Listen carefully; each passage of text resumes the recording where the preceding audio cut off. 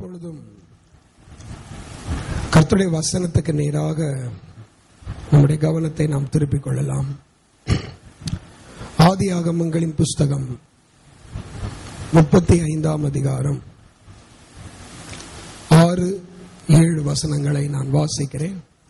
ஆதியாகம புஸ்தகம் 35ஆம் அதிகாரம் 6-7.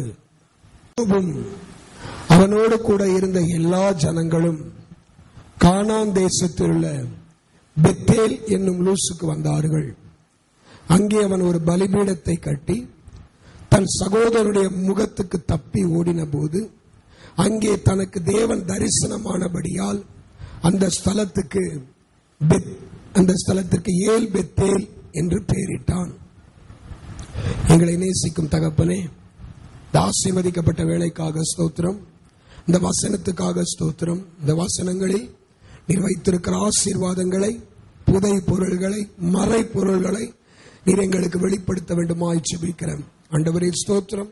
எரேமியா 33:3 சொல்லப்பட்டபடி என்னை நோக்கி கூப்பிடு, அப்பொழுது நான் உனக்கு அறியாததும் எட்டாததுமான பெரிய காரியங்களை உனக்கு அறிவிப்பேன் என்று சொன்ன வார்த்தையின்படி பெரிய காரியங்களை நீர் எங்களுக்கு அறிவிக்கிறவர் மாத்திரமல்ல, செய்கிற தேவன். வந்திருக்கிற ஒவ்வொருவருக்கும் செய்வீராக. இந்த செய்தி வெப்சைட் மூலமாய் கேட்கிற ஒவ்வொரு பிள்ளைகளையும் அவருடைய குடும்பங்களையும் ஆசீர்வதியும். இந்த வசனத்தின் மூலமாய் அவர்களோடு பேசும், அவர்களை மகிமைப்படுத்தும். இயேசுவின் நாமத்தில் பிதாவே, ஆமென். கர்த்தருடைய பரிசுத்த நாமத்துக்கு மகிமை உண்டாவதாக. ஈசாக்கு என்னும் மனிதனுக்கு 2 பிள்ளைகள், ஏசா, யாக்கோபு என்று சொல்லி. இந்த யாக்கோபு என்கிற மனிதன் ஒரு எத்தனாக அவன் காணப்பட்டான். தன் சகோதரனுக்கு சேர வேண்டிய ஆசீர்வாதங்களை எல்லாம் வஞ்சித்து அவன் தன் தகப்பனிடத்தை ஆசீர்வாதங்களாய் பெற்றுக்கொண்டான். இது நிமித்தமாய் சகோதரர்களுக்குள்ளே பகை உண்டாகி அவருடைய சகோதரனாகிய அண்ணனாகிய ஏசா இந்த யாக்கோபை கொலை செய்யும்படி வகை தேடுகிறான்.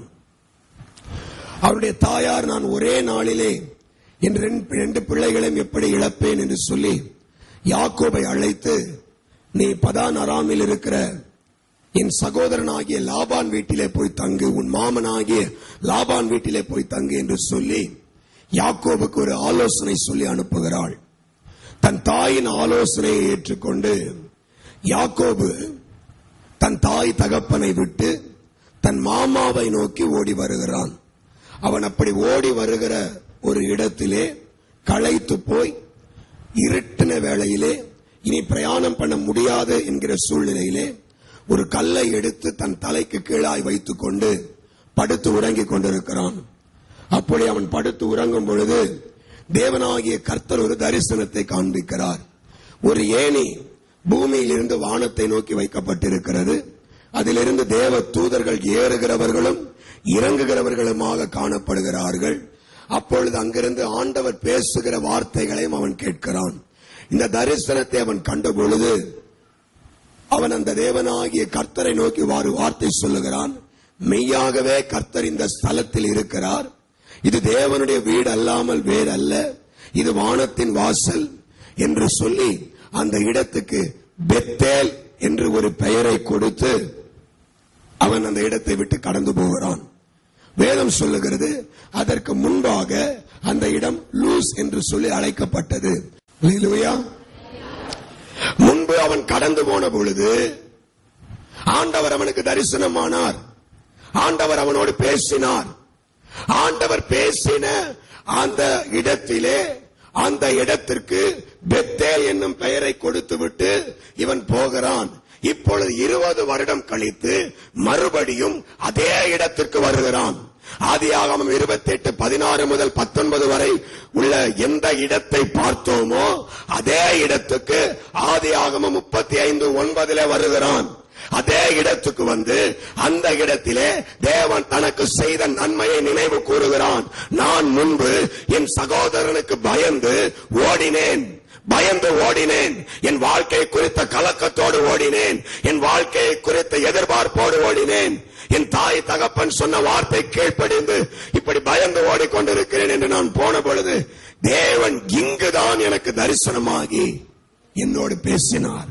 இங்குதான் தேவன் தரிசனமாகி தேவன் என்னை பலப்படுத்தினார். இங்குதான் தேவனுக்கு நான் பல பொருத்தனைகளை செய்தேன் என்று சொல்லி நினைவு கூர்ந்து இப்பொழுது அந்த இடத்திற்கு ஏல் பெத்தேல் என்று பெயரிடுகிறான். நான் இந்த வார்த்தைகளை சிந்தித்துக் கொண்டிருந்த பொழுது என் இருதயத்துக்குள்ளே ஒரு சிந்தனையை தேவன் எழுப்பினார். அந்த இடத்துக்கு ஏற்கனவே பெத்தேல் என்று பெயர் வைக்கப்பட்டிருக்கிறது. அது இந்த பெயரை வைத்தது யார் சொல்லுங்க? இதே யாக்கோபு தான் வைத்தான். அந்த இடத்திலே ஒரு கல்லை வைத்து எண்ணெய் விட்டு அபிஷேகம் பண்ணி அந்த இடத்தை பெத்தேல் என்று பெயர் வைத்தவன் அவன் தான். அப்ப ஏற்கனவே பெத்தேல் என்று வைக்கப்பட்ட இடத்துக்கு ஏல் பெத்தேல் மறுபடியும் பெயர் வைக்கணும்? என்ன நெசசரி? என்ன அவசியம்? எதற்காக பெத்தேல் என்கிற பெயரை அவன் ஏல் பெத்தேல் என்று மாற்ற வேண்டும் என்று சொன்னால், பெத்தேல் என்று சொன்னால் தேவனுடைய வீடு என்று அர்த்தம். அவன் சொன்னான், இது தேவனுடைய வீடே அல்லாமல் வேறல்ல. பெத்தேல் என்று சொன்னால் தேவனுடைய வீடு என்று அர்த்தம். ஏல் பெத்தேல் என்று சொன்னால் தேவன் இருக்கின்ற தேவனுடைய வீடு. அல்லேலூயா. தேவனுடைய வீடு என்பது வேறு, தேவன் இருக்கின்ற தேவனுடைய வீடு என்பது வேறு. இந்த காலை வேளையில உங்களுக்கு சொல்லுகிறேன், ஒரு தேவனுடைய வீடாய் உங்கள் வீடு இருக்கக்கூடாது, தேவன் இருக்கின்ற தேவனுடைய வீடாய் இருக்க வேண்டும். அல்லேலூயா. எல்லா வீடும் தேவன் இருக்கிற தேவனுடைய வீடு அல்ல. ஒருவேளை தேவனுடைய வீடாய் முன்பு ஒரு முறை தரிசனமாகி, முன்பு ஒரு முறை நீ கலக்கத்தோடு வந்த பொழுது கர்த்தர் பேசி, அல்லது முன்பு ஒரு முறை தேவனுடைய அபிஷேகம் பண்ணி நீ உன்னையும் வீட்டையும் தேவனுடைய வீட்டாய் மாறிட்டு இருக்கலாம். ஆனா இப்பொழுது தேவன் இருக்கிறாரா? இப்பொழுது உனக்குள்ளே தேவன் இருக்கிறாரா? உன் வீட்டுக்குள்ள தேவன் இருக்கிறாரா? சபைக்குள்ளே தேவன் இருக்கிறாரா? தேவன் இருக்கின்ற தேவனுடைய சபையாக, தேவன் இருக்கின்ற தேவனுடைய வீடாக, தேவன் இருக்கின்ற தேவனுடைய மனிதனாக நாம் மாற்றப்பட வேண்டும். விசுவாசிக்கிற ஆண்டவரே, எங்களை பெத்தேலாய் அல்ல ஏல் பெத்தேலாய் மாற்றும். ஆமென். ஏல் பெத்தேலாய் மாற்றும். ஏல் பெத்தேல் என்று சொன்னா அங்கே தேவன் இருக்கிறார். அவன் சொன்னான், மெய்யாகவே கர்த்தர் இந்த ஸ்தலத்தில் இருக்கிறார். அப்ப அங்க பார்த்தா மறுபடியும் அவன் சொல்றான், இது தேவன் இருக்கின்ற தேவனுடைய வீடு. ஆமென் சொல்லுங்க. இது தேவன் இருக்கின்ற தேவனுடைய வீடு. நான் சொல்றேன், இன்றைக்கு ஊழியம் பிரபலம் அடைகிறதா, அல்லது நிறைய அற்புதங்கள் நடக்கிறதா, அது அல்ல. தேவன் இருக்கிறாரா? அதுதான் முக்கியம். தேவன் இருக்கிறாரா? தேவனுக்கே தெரியாத அற்புதங்களை நடக்கிற கூட்டமும் இருக்கிறது. தேவனே இல்லாத பிசாசு ஓடுகிற கன்வென்ஷன் கூட்டங்களும் நடத்தப்படுகிறது. தேவனே இல்லாத தீர்க்கதரிசிகள் மாநாடு நடைபெறுகிறது. மத்தேயு எழுதின சுவிசேஷம் 7ஆம் அதிகாரம் 22, 23 வசனங்களை வாசித்து பாருங்கள். அங்கே எழுதப்பட்டிருக்கிறது, அந்த நாட்களில் அநேகர் என்னை நோக்கி, கர்த்தாவே கர்த்தாவே, உமது நாமத்தினால தீர்க்க தரிசனம் உரைத்தோம் அல்லவா என்பார்கள். இன்னொரு கூட்டம் சொல்லும், உமது நாமத்தினால பிசாசுகளை துரத்தினோம் அல்லவா சொல்லும். இன்னொரு கூட்டம் சொல்லும், உமது நாமத்தினால அற்புதங்களை செய்தோம் அல்லவா என்று சொல்லும். ஆனா இயேசு என்ன சொல்லுவார்? அக்கிரம செய்கைக்காரரே, அல்லேலூயா, நான் உங்களை அறியேன். அவர் சொல்றாரு, உங்களை எனக்கு தெரியாது, நான் உங்களை அறியாதபடியினால நீங்கள் என்னை விட்டு அகன்று போங்க. தெரியாம, தேவனே அறியப்படாம, தேவனுடைய நாலேஜுக்குள்ளேயே வராம ஒரு கூட்டம் என்ன செஞ்சுக்கிட்டு இருக்கு? தீர்க்க தரிசனம் சொல்லிக்கிட்டு இருக்கு. ஒரு கூட்டம் என்ன செய்யுது? பிசாசு ஓட்டிக்கிட்டு இருக்கு. ஒரு கூட்டம் அற்புதங்களை செய்தான். அல்லேலூயா, அல்லேலூயா, அல்லேலூயா, அல்லேலூயா. அவர் சொல்றாரு, அப்பொழுது நான் ஒரு காலம் உங்களை அறியவே இல்லை. அப்ப இயேசுவுக்கே தெரியாம என்னையா பிசாசு ஓடுது? இயேசுவுக்கே தெரியாம என்னங்க தீர்க்க தரிசனம் சொல்றாங்க? இயேசுவுக்கே தெரியாம என்னங்க அற்புதம் நடக்குது? அப்படின்னா எல்லாம் நடக்குது. ஆனா அங்க யார் இல்ல? இயேசு இல்ல. அற்புதம் நடக்குதா, பிசாசு ஓடுதா, இது இல்ல. இயேசு இருக்கிறாரா? அந்த கூட்டத்தில் இயேசு இருக்கிறாரா? இந்த கூட்டத்தில் இயேசு இருக்கிறாரா? இந்த சபையில இயேசு இருக்கிறாரா? ஆண்டவரே, எங்கள் சபையை பெத்தேல் என்றால் ஆண்டவரே ஏல் பெத்தேல் என்று மாற்றம். ஆமென். ஏல் பெத்தேலா என் வீட்டை தேவனுடைய வீடு இல்ல ஆண்டவரே, தேவன் இருக்கின்ற தேவனுடைய வீடாய், தேவனுடைய சபை என்றால் ஆண்டவரே தேவன் இருக்கின்ற தேவனுடைய சபையாய், தேவனுடைய மனுஷன் என்றால் ஆண்டவரே தேவன் இருக்கின்ற தேவனுடைய மனுஷனாய் என்னை மாற்றம். அல்லேலூயா.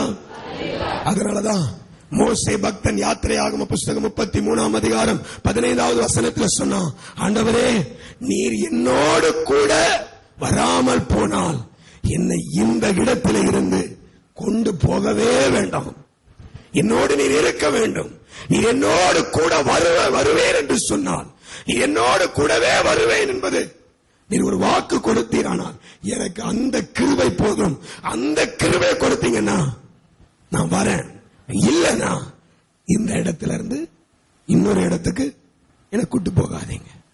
இப்ப பாருங்க, அன்றைக்கு 20 லட்சம் ஜனங்கள் இருக்கிறாங்களேன்னு சொல்லி மோசே துணிந்து ஜனங்களை நடத்தி கொண்டு கானானுக்கு போகவில்லை.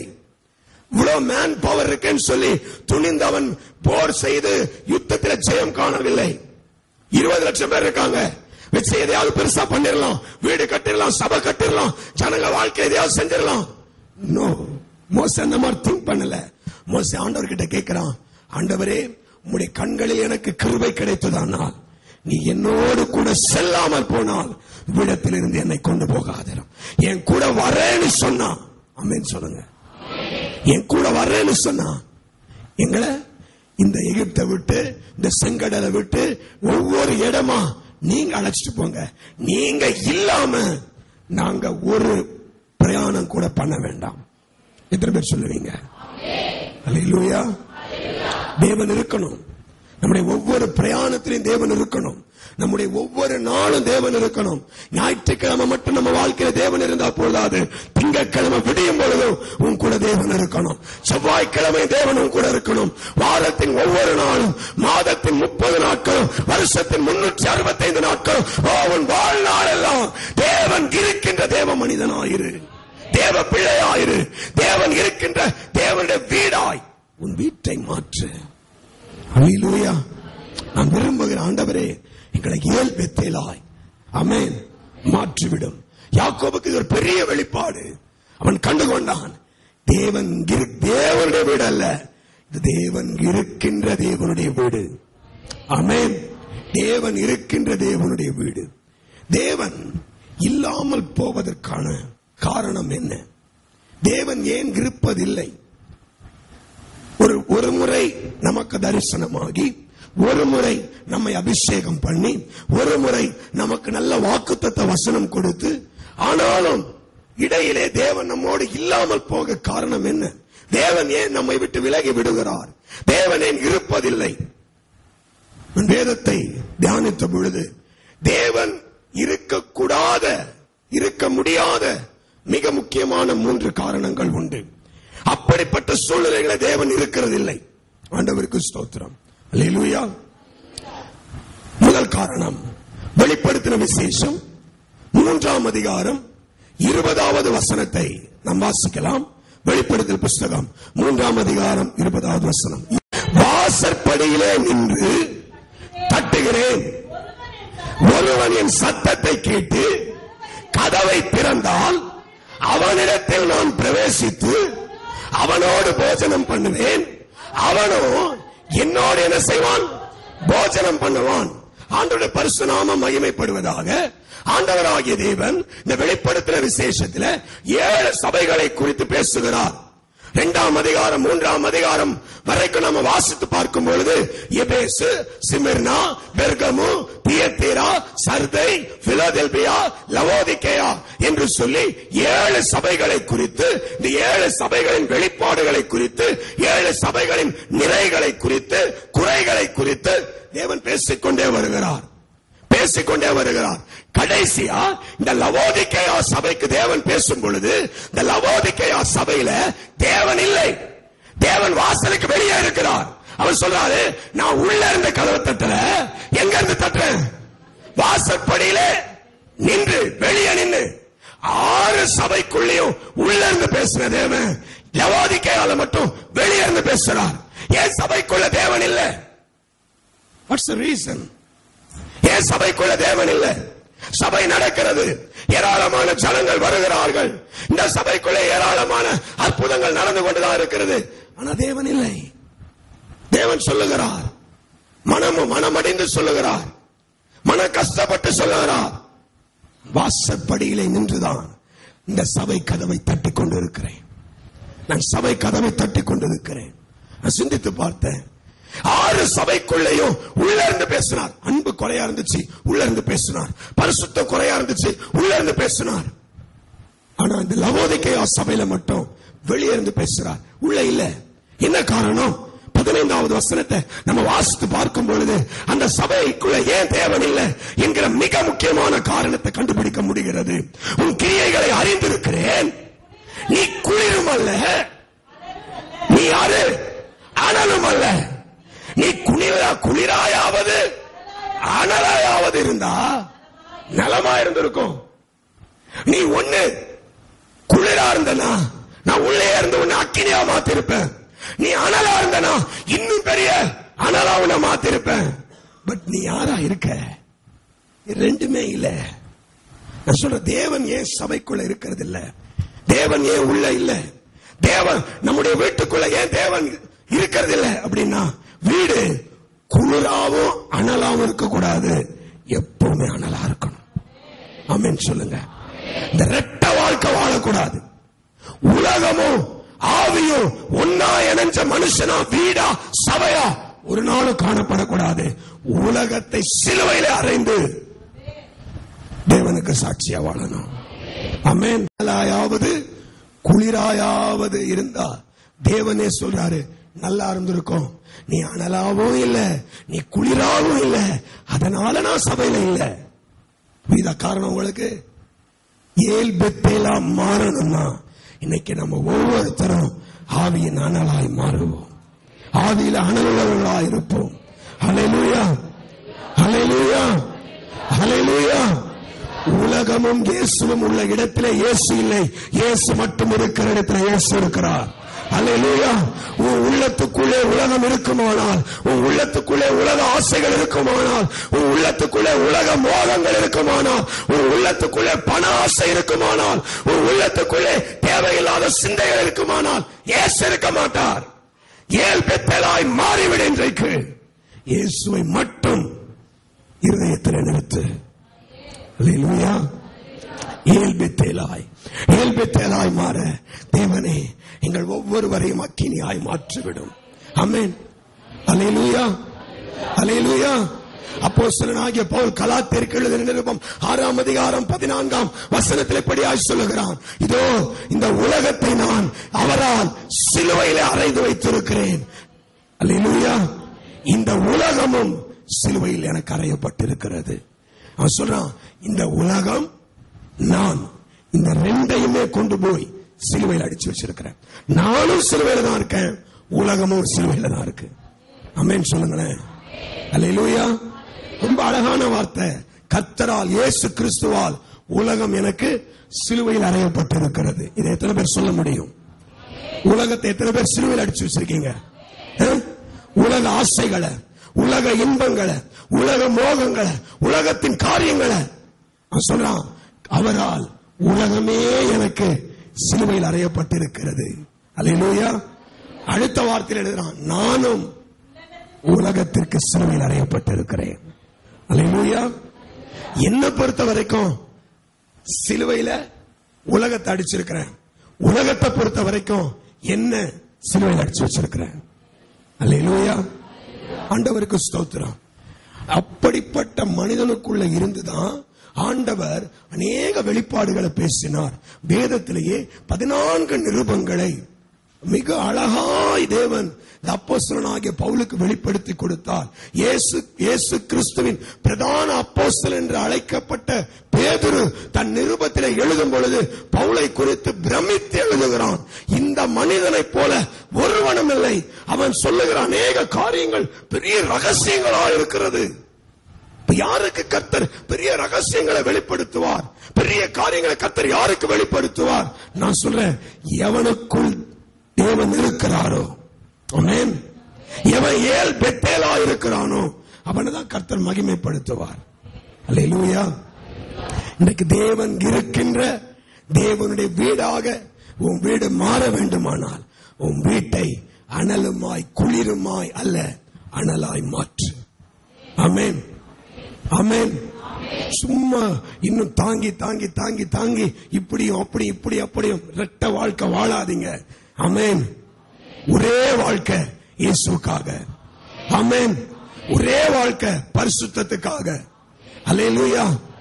ரெட்ட வாழ்க்கை யாருக்காகவும் யாருக்காகவும் நான் சொல்றேன் எதுக்காகவும் வேஷம் போடாதீங்க. உங்களுக்கு ஊழியம் கிடைக்கணும் கூட வேஷம் போடாதீங்க. ரெட்ட வாழ்க்கை வேண்டவே வேண்டாம்.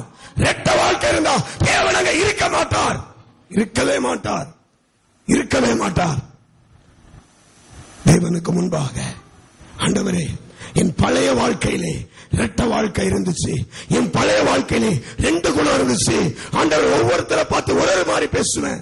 ஆனா இந்த வாழ்க்கையில நான் முடிவெடுக்கிறேன். நான் என்னை ஏல்பெத்தலாய் மாற்ற விரும்புகிறேன். என் வீட்டை ஏல்பெத்தலா மாற்ற விரும்புகிறேன். ஆண்டவரே, எங்களுக்குள்ளே குந்தி குந்தி நடக்கிற அனுபவங்கள் வேண்டாம். ஆமென். அன்றைக்கு தேவனுடைய தீர்க்கதரிசியாகிய எலியா தீர்க்கதரிசி 1 ராஜாக்கள் புஸ்தகம் 18ஆம் அதிகாரம் 21வது வசனத்திலே ஜனங்களை பார்த்து சொன்னான், தேவ ஜனங்களே, நீங்கள் எந்த மட்டும் குந்தி குந்தி நடப்பீர்கள்?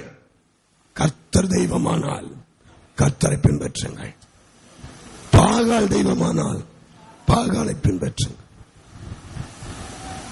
ரொம்ப வெளிப்படை ஆவியானவர் பேசுகிறார்.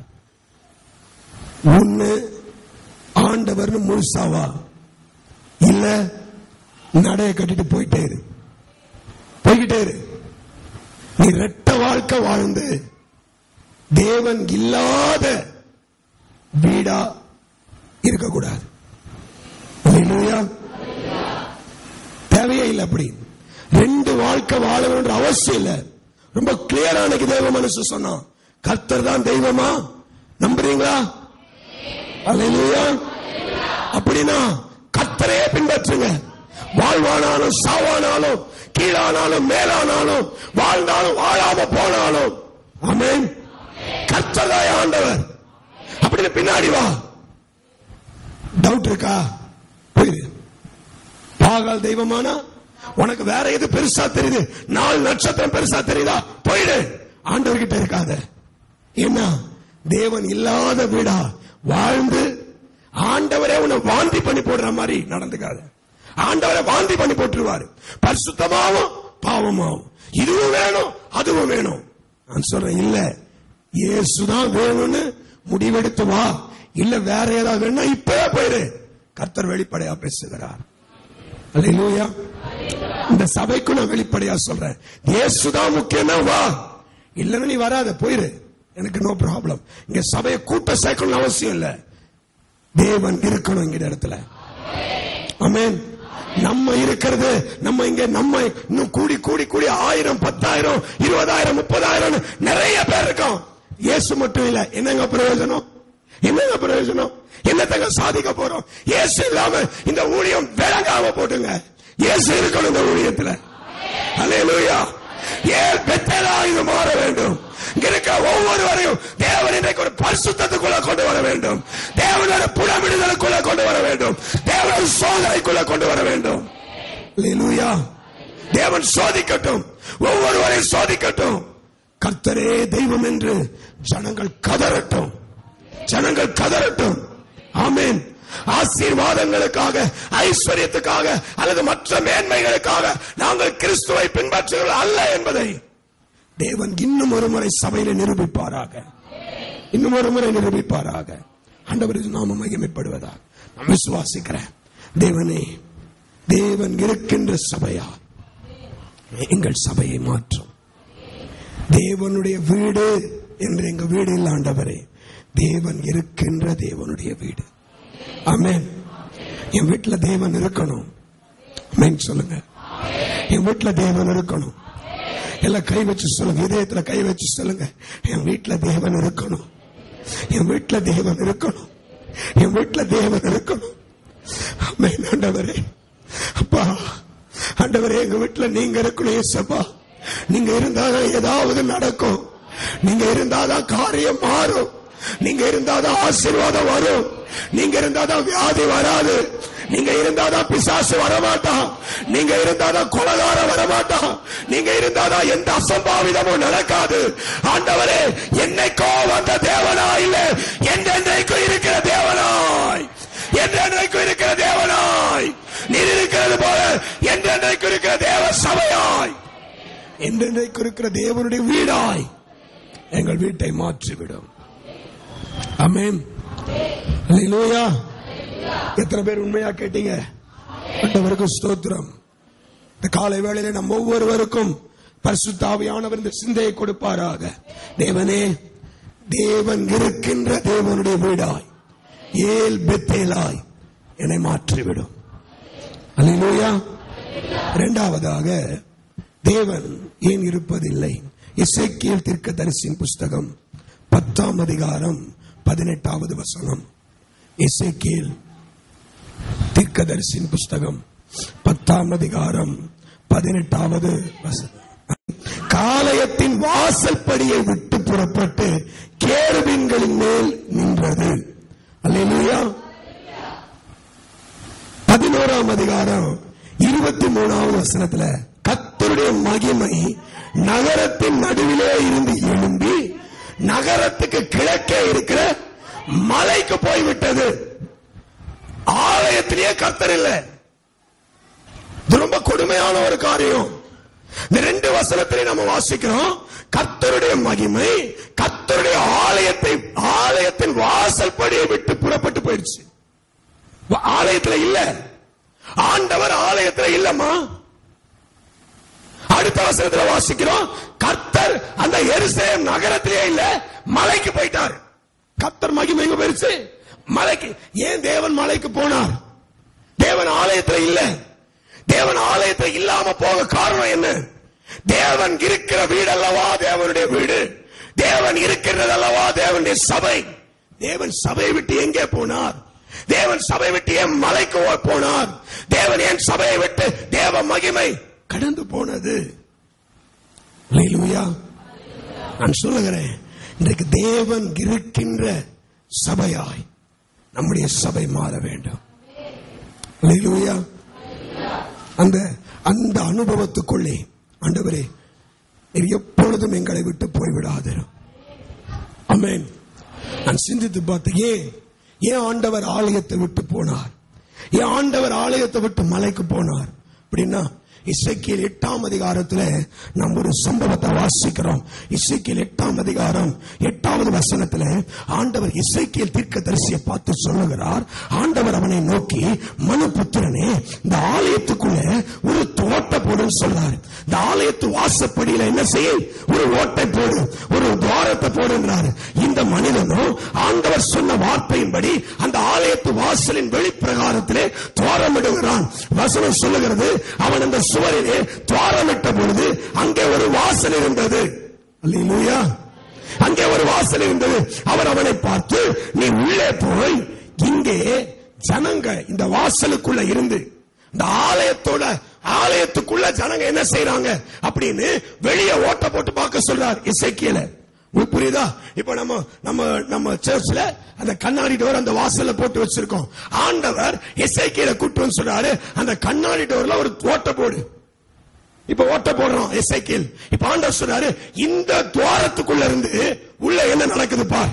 அப்ப எசேக்கியேல் உள்ள இருந்து பாக்குறான், வெளியே இருந்து உள்ள என்ன நடக்குதுன்னு பாக்குறான். உள்ள என்ன நடக்குதான் வேதம் சொல்லுகிறது, நான் உள்ளே போய் பார்த்த பொழுது இதோ சகலவித ஊரும் பிராணிகளும் அருவருப்பான மிருகங்களும் ஆகிய இவைகளின் சுரூபங்களும் இஸ்ரவேல் வம்சத்தாருடைய நரகலான சகல விக்கிரகங்களும் சுவரில் சுற்றிலும். அல்லேலூயா, அல்லேலூயா. இது ஆலயத்தோட வாசல். 7ஆம் வசனத்தில் வாசித்தீங்கன்னா பிரகார வாசல் என்று சொல்லி குறிப்பிடப்பட்டிருக்கிறது. பிரகாரம், வெளிப்பிரகாரம். நம்ம இப்ப இந்த வாசரிப்பு கூட வாசஸ்தலம் பைபிள் ஸ்டடி எடுக்கிறோம். அந்த வாசல் பிரகாரத்துல ஆண்டவர் ஓட்ட போட்டு பாடுறான்றாரு. பார்க்கிறான். உள்ள பார்த்தா ஜனங்க என்ன செய்யறாங்க அப்படின்னா, இந்த ஊரும் பிராணிகள் எல்லாம் வரைஞ்சு வச்சு 11ஆம் வசனத்துல இஸ்ரவேல் வம்சத்தாரின் மூப்பரில் 70 பேரும் அவர்களின் நடுவிலே சாப்பானுடைய குமாரனாகிய யானியாவும் அவனவன் தன் தன் கையில தன் தன் தூப கலசத்தை பிடித்துக் கொண்டு அவைகளுக்கு முன்பாக நின்று தூபம் போட்டுக்கிட்டு இருக்கிறோம். தூபம் போடுறோம். நான் சொல்றேன், ஜெபம் பண்றோம். எதுக்கு ஜெபம் பண்றோம்? ஊரும் காரியங்களுக்காக, காருக்காக, பங்களாவுக்காக, வீட்டுக்காக, ஆசீர்வாதத்துக்காக, பைக்குக்காக. ஆலயத்துக்குள்ள ஜெபம் நடக்குது. இதுக்கெல்லாம் நீ ஜெபிக்க வேண்டிய அவசியம் இல்ல. பரிசுத்தத்துக்காக ஜெபம் பண்ணு. அல்லேலூயா. தேவன் எசேக்கியேல் தீர்க்கதரிசியை பார்த்து சொன்னார், உள்ள போய் பார், பெரிய அருவருப்பு நடக்குது. ஜனங்க என்ன ஜெபிக்கிறாங்க? எதுக்காக ஜெபம்? ஜெபம். ஆண்டவரே எனக்கு கார் கொடுங்க, ஆண்டவரே எனக்கு சொந்த வீடு கொடுங்க, ஆண்டவரே எனக்கு பைக் கொடுங்க. ஊரும் காரியங்கள், ஊரும் காரியங்கள் இதுக்கு தேவையில்லையா? உனக்கு கர்த்தர் அதையெல்லாம் தர வல்லவரா இருக்கிறார். அல்லேலூயா. ஆண்டவர் இதெல்லாம் நீ தேடாத, தேவனுடைய ராஜ்யத்தை தேடு, தேவனுடைய நீதியை தேடு, அப்பொழுதெல்லாம் உனக்கு கூட கொடுக்கப்படும். இதுக்கா ஜெபம்? ஆலயத்துல இதுக்கா ஜெபம் நடக்கணும்? ஆலயத்துல பணம் வேணும்னா ஜெபிக்கணும், ஆலயத்துல நகை வேணும்னா ஜெபிக்கணும், ஆலயத்துல ஆண்டவர் எனக்கு வீடு வேணும்னா ஜெபிக்கணும். இல்ல, ஆலயத்துல தேவன் ஆத்துமாக்களை தரணும். அழிந்து கொண்டிருக்கிற ஆத்துமாக்களை தரணும். நாங்க பரிசுத்தம் அடையணும். ஆண்டவரே நாங்க பரலோக ராஜ்யத்துக்கு வரணும். இந்த ஜெபம் தான் ஆலயத்துக்குள்ள நடக்கணும். அல்லேலூயா.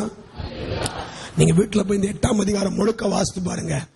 ஒரு தேவன் வாசல்லையும் இல்ல, தேவன் வாசல்லையும் இல்ல. 14ஆம் வசனத்தை வாசித்தீங்கன்னா, என்னை கர்த்தருடைய ஆலயத்துக்கு வாசலின் நடையில கொண்டு போனார். இதோ அங்கே தம்மூசுக்காக அழுது கொண்டிருக்கிற ஸ்திரீகள் உட்கார்ந்திருந்தார்கள். அங்கே அந்நிய தெய்வத்துக்காக தாங்கள் எதை விட்டு வந்தார்களோ அந்த தெய்வத்துக்காக அழுது கொண்டிருக்கிறார்கள். ஆலயத்தில் ஜனங்க எதுக்காக அழுகிறாங்க தெரியுமா? தாங்கள் விட்டு வந்த காரியங்களுக்காக அழுது கொண்டிருக்கிறார்கள். ஒரு காலத்தில் இந்த தம்மூசை கடவுளாய் வழிபட்டார்கள். ஆனா ஆண்டவர் இவர்களை மனம் திருமண செய்த பொழுது தம்மூஸ் வேண்டாம், கர்த்தரே போதும்னு வந்தாங்க. ஆனா மறுபடியும் ஆலயத்தில் வந்து உட்கார்ந்துட்டு எதுக்காக அழுகிறான்?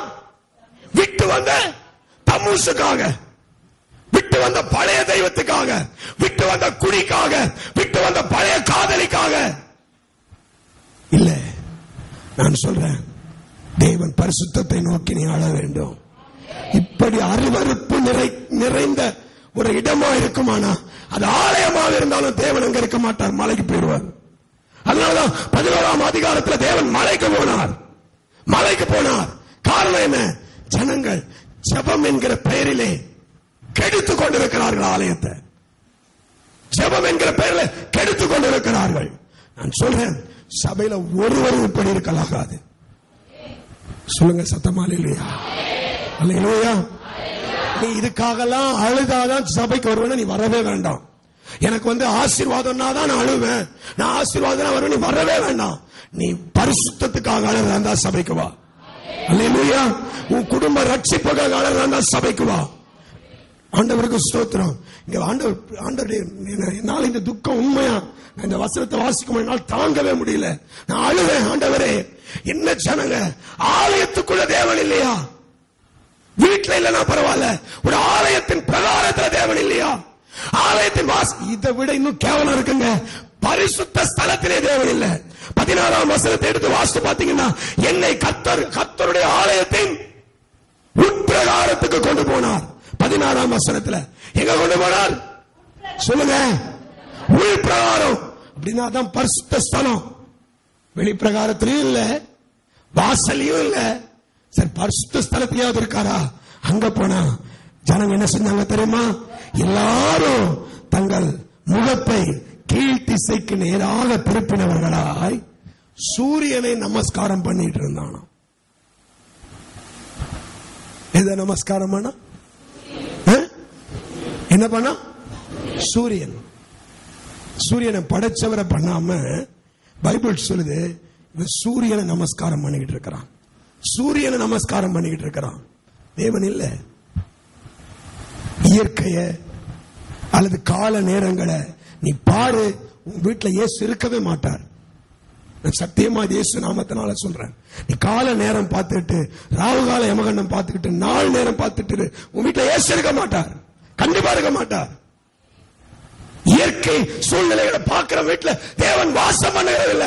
அது பரிசுத்த ஸ்தலமாக இருந்தாலும் தேவன் அங்க இல்ல. எனக்கு காலம் முக்கியமா, நேரம் முக்கியமா, இயேசு முக்கியமா? இன்னைக்கு முடிவெடுக்கக்கூடிய சூழ்நிலைகளுக்குள்ள வந்திருக்கிறோம். அல்லேலூயா. நான் சொல்லுவேன், எனக்கு இயேசு தான் முக்கியம். ஆமென்.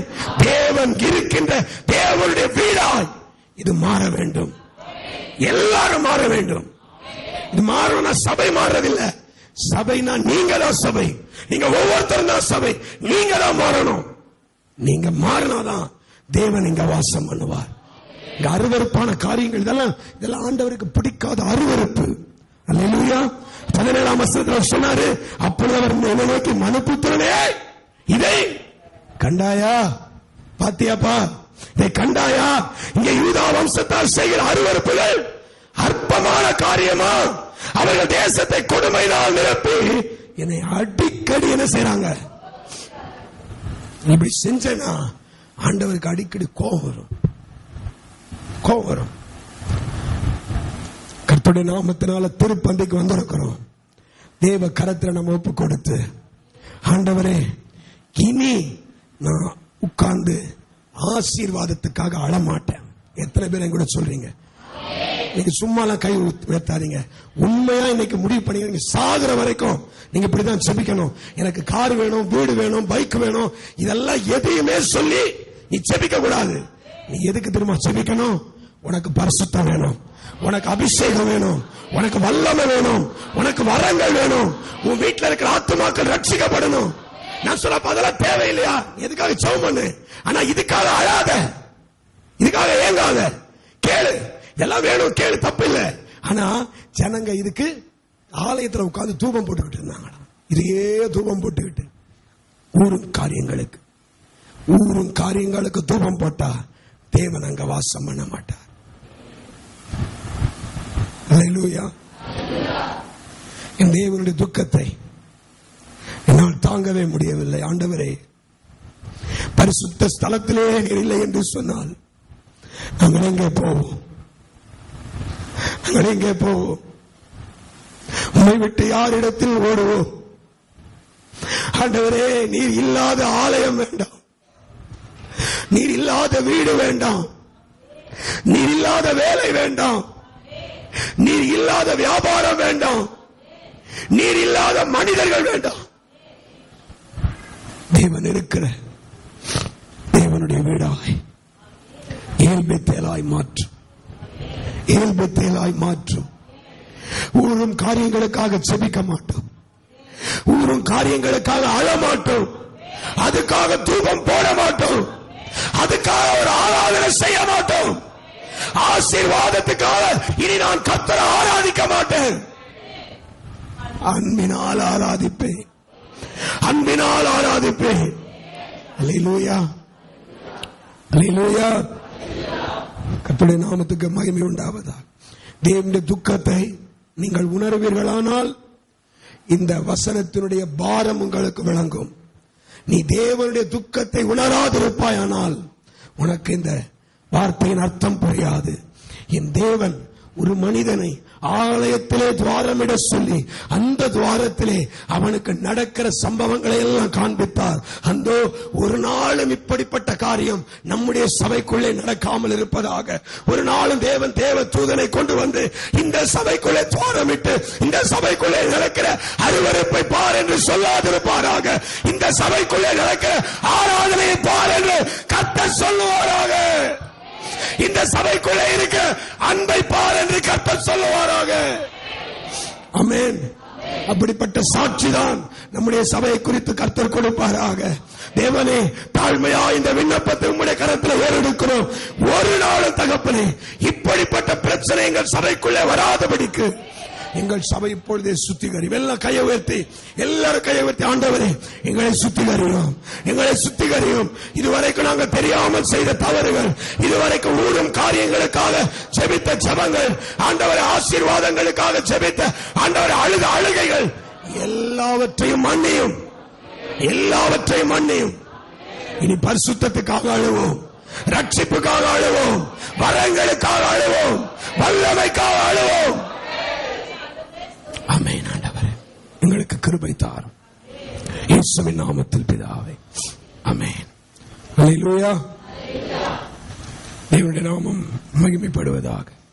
இயேசு இருக்க வேண்டும். தேவன் இருக்கிற தேவனுடைய வீடாய், தேவன் இருக்கிற தேவனுடைய சபையாய் மாற வேண்டுமானால் நாம் இரண்டாவதாக கவனத்தில் கொள்ள வேண்டிய காரியம், ஒரு நாளும் ஒரு ஆசீர்வாதங்களுக்காக அழாமல், ஆமென், தேவனுடைய இதய துடிப்பை உணர்ந்து, அவர் இதயம் எதற்காய் துடித்துக் கொண்டிருக்கிறது, இயேசு எதற்காக அழுதாரோ அதே போல நாம் அழ வேண்டும்.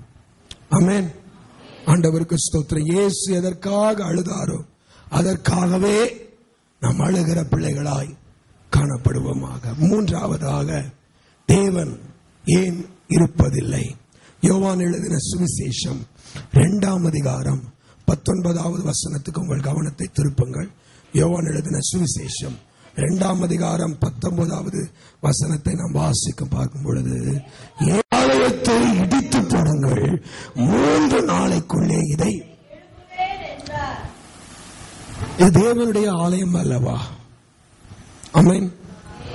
இயேசு சொல்லுகிறார், எருசலேம் ஆலயத்தை பார்த்து இயேசு சொல்லுகிறார், இந்த ஆலயத்தை இடிச்சு போடுங்க. இங்க கடவுள் இருக்காரே, ஏன் இடிக்கணும் அப்படின்னா கடவுளுக்கு தெரியும் அவர் அங்க இல்ல. அதனாலதான் சொல்றாரு, இது இடிச்சிருங்க, இட்ஸ் வேஸ்ட். இந்த ஆலயத்துல நான் இல்ல, இது வேஸ்ட், இதை இடிச்சிருங்க, இதை இடிச்சிருங்க. இயேசுவே சொல்லுகிறார், ஆலயம் கட்ட சொன்னது தேவன். தேவனுடைய வெளிப்பாட்டின்படி சாலமோன் என்னும் மனிதனை தேவன் கொண்டு 7 வருஷங்கள் இந்த தேவனுடைய எருசலேம் தேவாலயம் கட்டப்பட்டது.